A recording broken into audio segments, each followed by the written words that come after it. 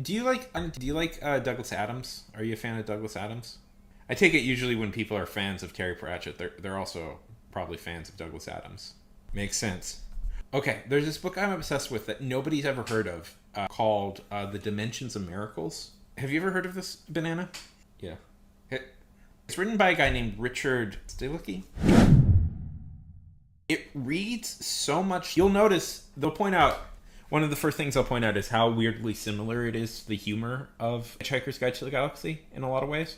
But with the caveat that it actually came first. And it's not like, oh, this is the book that Douglas Adams secretly ripped off. Douglas Adams had never heard of this book until people started commenting on it. It's just a weird thing. Give that a read. That's such a funny book. It's so weird, though. It's like, so Dimensions of Miracles is about an ordinary man who wins the intergalactic lottery. He's transported to space to collect his prize.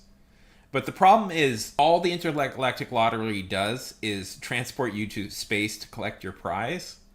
And it's assumed by everybody in the universe that you know how to get back to your home planet, and he doesn't.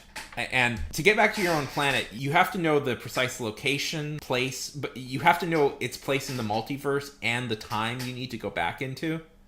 So it follows this guy as he tries to journey through the universe trying to get back to Earth. It's so weird. It's so hard to explain it all because there's so many weird plot points it takes. He meets a god, and then he meets the person who constructed the Earth.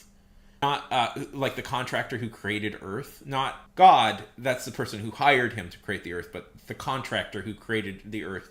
And then he goes back in time and meets a whole dinosaur-like society, and he also has to deal with him leaving Earth has created a perfect predator for human beings. Because no human has ever ventured into space, there has to be a predator that's created for him.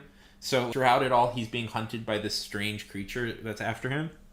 It's strange. It is legitimately a very strange and amazing book. But who here has read Hitchhiker's Guide to the Galaxy? I like to describe it as if a Vulcan wrote Hitchhiker's Guide.